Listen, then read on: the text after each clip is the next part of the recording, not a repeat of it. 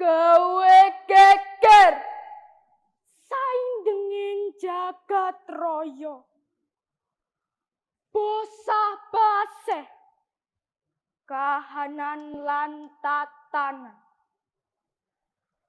Kasangsaran saya sumebat. Akeh pepati tan bisa kabentuk.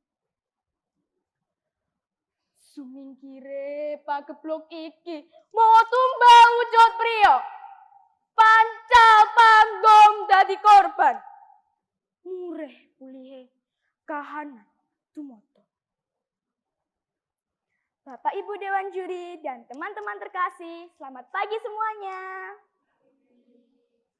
Perkenalkan, nama saya Alessia Amanda Kusuma Putri dari SD Pangudilur 1 Surakarta. Saya akan bercerita dongeng yang berasal dari Surakarta, yaitu Legenda Nini Mita. Cerita ini diambil dari buku cerita rakyat yang dikarang oleh Bapak Bardi Sumanto. Nah, teman-teman semua, begini ceritanya. Pada masa pemerintahan Sri Susuhunan Pakubuwono kelima, di Keraton Surakarta Hadiningrat pernah terjadi pagebluk atau wabah penyakit sampar yang sangat ganas. Pagebluk ini membuat kehidupan di Surakarta Hadiningrat yang dulunya subur dan makmur berubah menjadi serba kekurangan dan menyedihkan.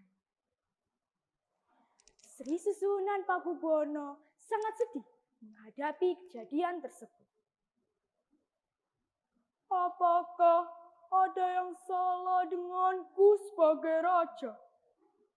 Apakah aku melakukan dosa? Aku tidak tega melihat rakyatku yang menderita. Aku harus mencari cara untuk mengatasinya. Gusti, mohon ampun jika hamba sebagai raja berlaku salah. Tetapi hamba mohon, jangan rakyat hamba yang menderita. Bebaskanlah rakyat hamba. Singkirkanlah pagebluk ini. Sri Susuhunan Pakubuwono bersemedi di gedung Sanggabuana. Pada saat ia sedang bersemedi, terdengarlah suara wangsit. Kalau kamu ingin Surakarta Hadiningrat kembali menjadi subur dan makmur seperti dulu, harus ada tumbal, yaitu lelaki pancal panggung. Bunuhlah dan potonglah keempat anggota badannya. Tanamlah di keempat penjuru angin batas wilayah Surakarta Hadiningrat. Nah, teman-teman semua, apakah ada yang tahu maksud dari lelaki pancal panggung? Apa yo? Nah, yang dimaksud dari lelaki pancal panggung yaitu orang yang pergelangan tangan dan kakinya bergaris putih melingkar menyerupai kelang. Mendengar suara wangsit tersebut, Sri Susuhunan tertegun. Hatinya sangat gelisah. Bagaimana mungkin seorang manusia dibunuh sebagai tumbal? Ia berpikir, biasanya suara wangsit tersebut memiliki maksud tersembunyi di baliknya. Oleh karena itu, Sri Susuhunan ingin mencari tahu apa maksud dari wangsit itu. Aku tidak tega melihat rakyatku yang ketakutan dan gelisah. Aku harus mencari tahu sendiri apa maksud dari wangsit itu. Untuk mencari tahu, Sri Susuhunan Pakubuwono melakukan penyamaran sebagai orang biasa yang menyusuri desa dan kampung-kampung dari pagi hingga malam. Pada malam hari, tibalah si penyamar itu di daerah Gunung Kidul. Jalan-jalan kampung yang sempit itu sangat gelap dan ditumbuhi oleh tumbuhan rindang serta semak belukar. Tampak dari kejauhan secercah cahaya yang berasal dari rumah berdinding bambu. Penyamar itu segera mengetuk pintu rumah tersebut. Kula nuwun.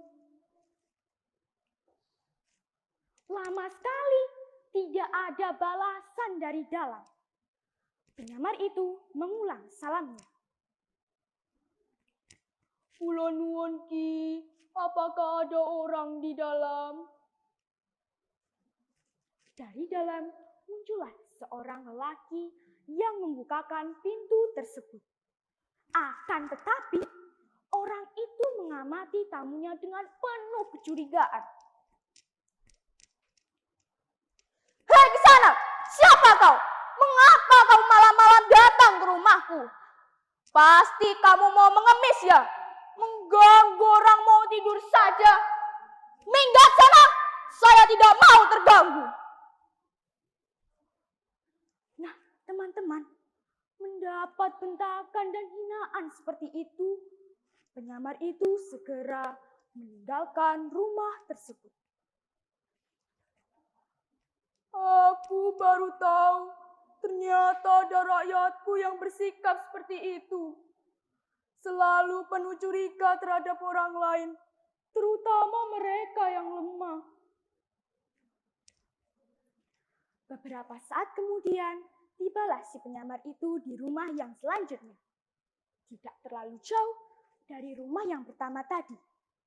Akan tetapi, ia ragu-ragu untuk mengetuk pintu rumah tersebut. Karena ia merasa sangat lelah dan lapar, ia memberanikan diri untuk mengetuk pintu rumah tersebut. Nini, tulungan kula niki, weteng luwe badan kesel mripat ngantuk. Setinten mlampah ton kabutukan, dugi mriki ketolon lan kapetengan.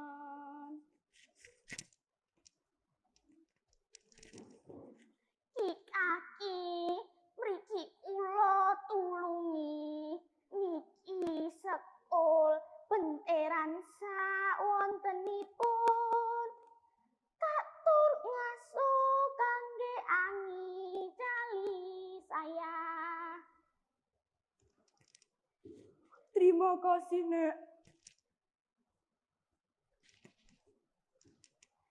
Saya lihat Kisanak sangat lelah. Silahkan tidur di sini. Maaf, tempat tidurnya sangat sederhana. Terima kasih, Nek. Karena penyamar itu merasa sangat lelah, ia segera tertidur pulas. Keesokan harinya, pada saat sarapan pagi, penyamar itu bertanya kepada nenek tersebut. Nek, nama nenek siapa? Dan siapa nama orang yang semalam saya kunjungi di rumah itu, Nek?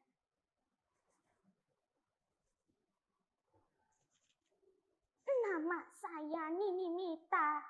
Dan orang yang semalam Kisanak kunjungi di rumah itu bernama Ki Demang Keduang. Maaf Kisanak, Ki Demang Keduang juga terkenal dengan nama Ki Demang Pancal Panggung. Ia orang terkaya di sini, tetapi sifatnya sangat kikir dan serakah. Desa ini sedang dilanda oleh wabah sampar. Tetapi Ki Demang Pancal Panggung yang kaya itu tidak mau membantu rakyatnya. Dan rakyat yang berhutang kepadanya akan dikenakan bunga yang tinggi sekali di sana. Oh, jadi itu namanya Ki Demang Pancapanggung ya, Nek. Terima kasih, Nek. Nenek sangat baik hati. Semoga perbuatan nenek ini dibalas oleh Tuhan Yang Maha Kuasa. Hari itu juga si penyamar yang sebenarnya Sri Susuhunan Pakubuwono segera kembali ke Keraton Surakarta Hadiningrat. Ia sangat senang sekali teman-teman, karena ia telah mendapatkan jawaban atas wangsit yang diterimanya. Keesokan harinya, ia memerintahkan kepada para punggawa untuk menengok keadaan Ninimita di Gunung Kidul. Wahai para punggawaku, tengoklah kehidupan Ninimita di Gunung Kidul. Lihatlah, apakah kehidupannya sudah berubah atau masih sama saja? Karena saya telah meninggalkan uang 200 dinar yang ada di bawah bantal tempat tidurnya. 5 hari kemudian, para punggawa melaporkan bahwa kehidupan Ninimita masih sama saja. Dan benar, Ninimita menemukan uang 200 dinar yang mungkin sekarang bernilai 20 juta rupiah. Karena ia merasa tidak memilikinya, ia melaporkan kepada Ki Demang Pancapanggung. Ki Demang, saya menemukan uang 200 dinar. Apakah ini milik Ki Demang?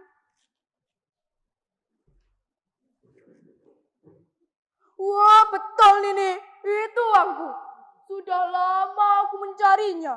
Ternyata uang itu jatuh di rumahmu saat aku menagih hutang kepadamu beberapa hari yang lalu. Pada saat itu juga, para punggawa segera kembali ke Keraton Surakarta Hadiningrat dan melaporkan kejadian itu kepada Sri Susuhunan Pakubuwono. Sri Susuhunan Pakubuwono hampir murka, tetapi ia masih bisa untuk mengendalikan dirinya. Pada malam hari, kembalilah Sri Susuhunan Pakubuwono tidak bisa tertidur. Terbayang wajah Ki Demang Pancapanggung dan wajah Ninimita. Ia berpikir, dan benar, Ki Demang Pancapanggung harus dihukum mati karena tindakannya. Pada saat bangun subuh, Sri Susuhunan Pakubuwono seolah-olah mendengar suara wangsit. Akan tetapi, dalam wangsit tersebut, Ki Demang Pancapanggung tidak harus dihukum mati untuk mengembalikan kemakmuran dan kesejahteraan di wilayah Surakarta Hadiningrat. Rakyat di Surakarta Hadiningrat harus menghilangkan sifat-sifat itu kalau hidupnya ingin makmur dan subur seperti dulu. Dalam menghadapi wabah harus bisa untuk saling tolong-menolong. Yang kaya membantu yang miskin dan yang sehat membantu yang sakit. Wahai para rakyatku, kalau kalian ingin Surakarta menjadi subur dan makmur seperti dulu, ada hal-hal yang harus kalian lakukan, yaitu hilangkanlah sifat-sifat kikir, tamak, dengki, dan merendahkan sesama manusia. Lakukan itu kalau kalian ingin Surakarta menjadi seperti dulu. Rakyat melaksanakan titah dari Sinun. Rakyat mulai menghilangkan sifat-sifat buruk dari kehidupannya. Keraton Surakarta Hadiningrat perlahan-lahan menunjukkan pemulihan yang sangat baik. Rakyat mulai sembuh dari penyakit sampar, tumbuh-tumbuhan mulai tumbuh, dan hewan-hewan ternak mulai berkembang biak. Hal ini membuat Keraton Surakarta Hadiningrat kembali menjadi wilayah yang subur dan makmur, ayem tentrem, Karto Raharjo. Nah, teman-teman, beberapa saat kemudian, Ki Demang Pancapanggung dinyatakan meninggal dunia karena ia telah tertindih karung-karung beras yang ada di gudang miliknya. Nah, teman-teman semua, dari cerita tersebut kita dapat memperoleh nilai-nilai kebaikan, yaitu rasa cinta pemimpin kepada rakyatnya, nilai kejujuran, dan rasa syukur kepada Tuhan yang Maha Kuasa. Kita juga menjadi lebih tahu bahwa kejahatan akan pasti dikalahkan oleh kebaikan. Demikian cerita dari saya. Terima kasih. Sampai jumpa teman-teman.